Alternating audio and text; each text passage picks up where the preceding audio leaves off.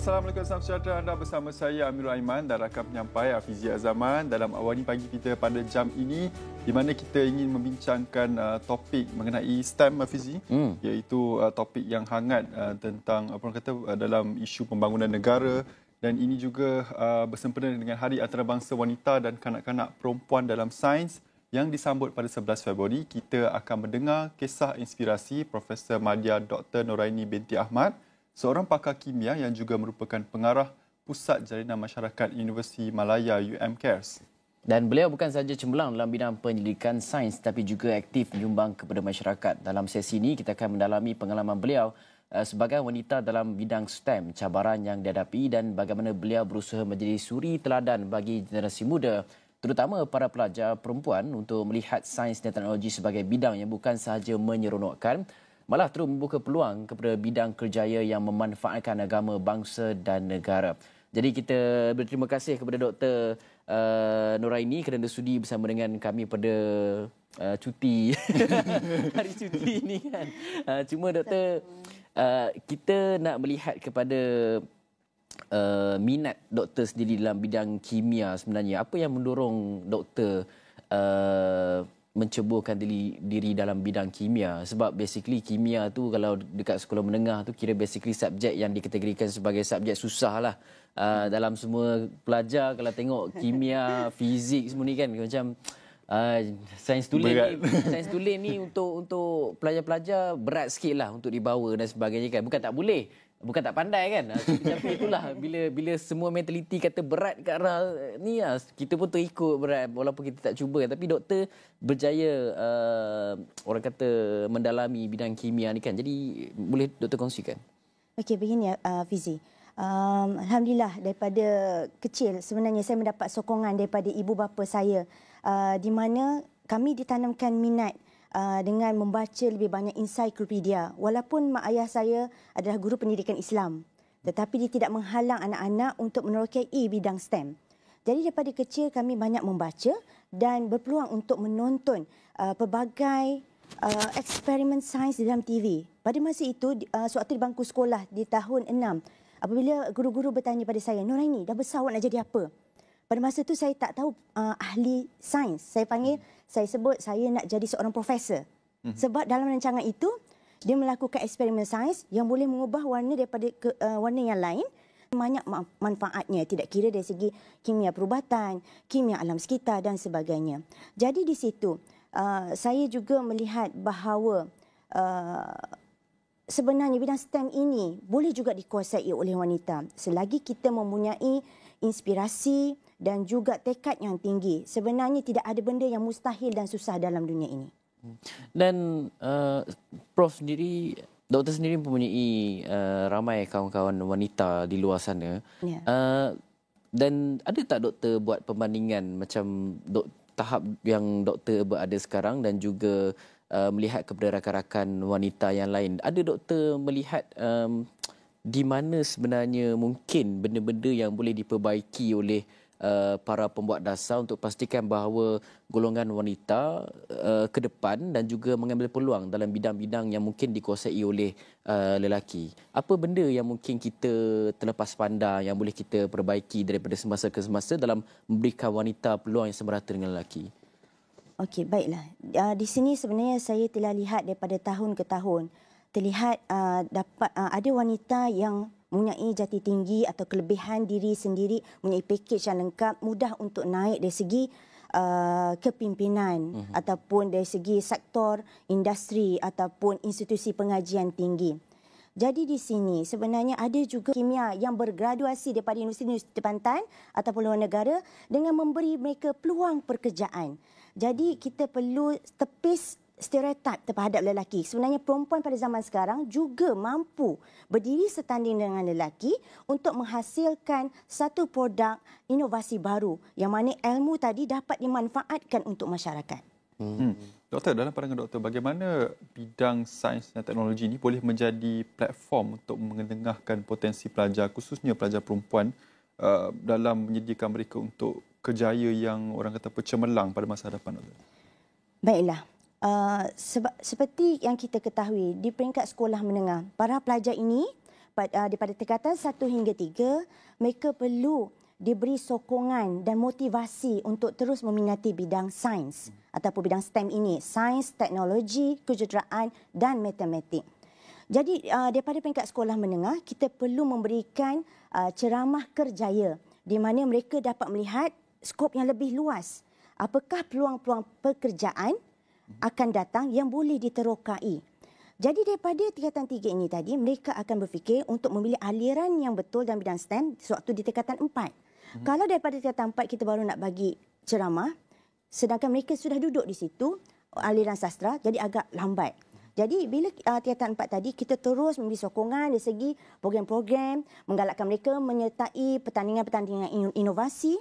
Jadi di situ pelajar ini meneruskan minat dan akan terus menyambung pengajian di peringkat asas. Ya, Dr. Nuraini Ahmad, seorang pakar kimia juga merupakan pengarah Pusat Jalinan Masyarakat Universiti Malaya. Doktor, tadi doktor ceritakan mengenai peluang-peluang kerjaya. Suka saya dengar mengenai peluang-peluang kerjaya dan sebagainya kerana kita perlu reality check yang di Malaysia ini pada ketika ini menghadapi masalah berhubung pelajar kita semakin saban tahun kita makin kurang pelajar yang berminat untuk mengambil dalam bidang STEM, tak kira lelaki ataupun perempuan. Ini adalah masalah yang sememangnya belum dapat mencari penyelesaian yang tuntas bagaimana untuk kita lakukan.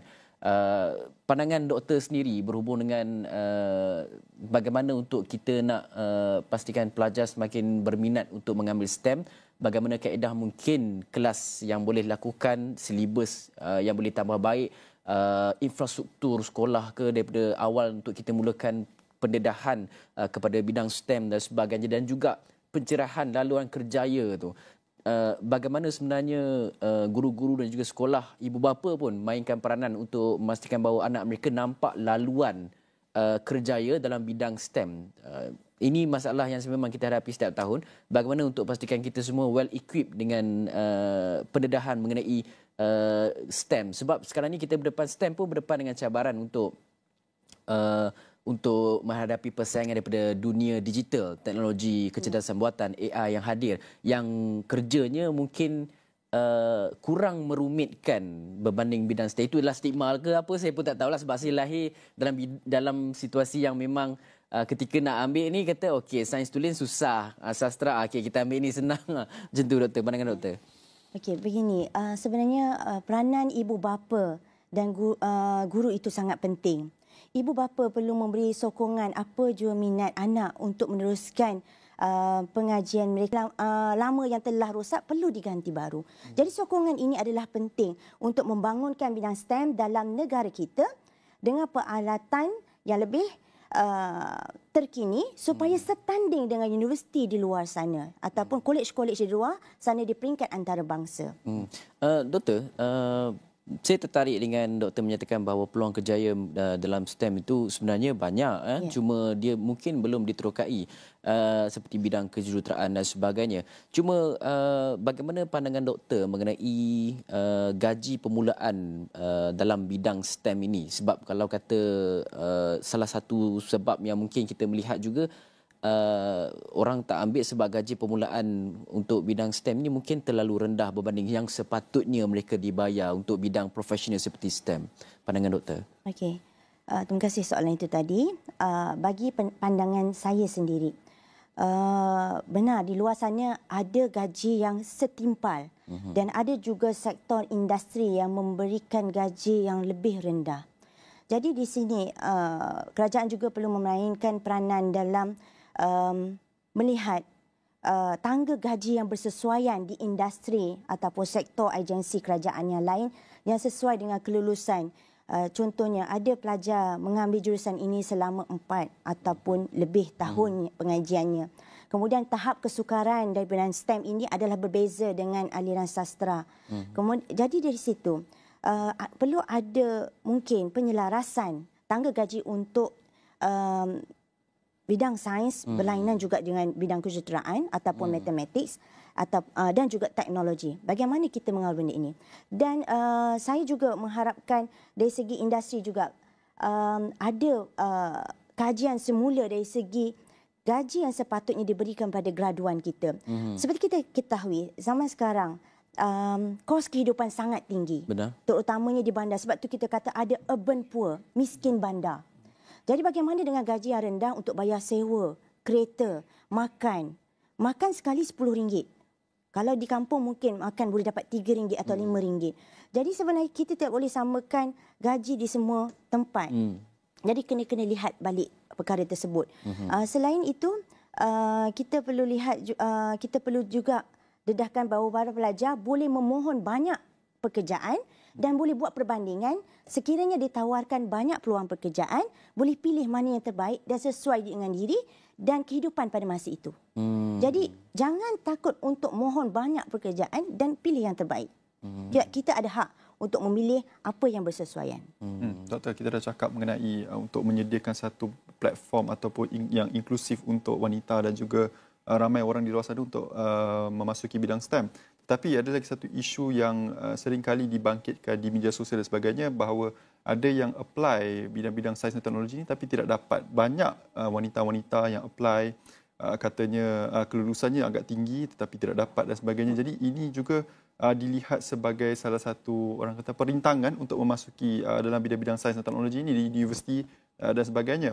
Jadi adakah patut mungkin pihak universiti ataupun pihak kerajaan sendiri untuk consider untuk mungkin menambah kuota dan sebagainya, ataupun requirement-nya terlampau tinggi, doktor? Bagaimana doktor lihat? Okey.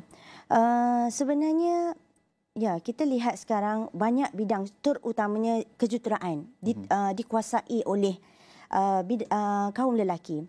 Kita perlu mengatasi stereotip ini, di mana bukan lelaki saja mampu. Jadi kita perlu membetulkan juga persepsi pihak industri di luar sana ataupun agensi kerajaan.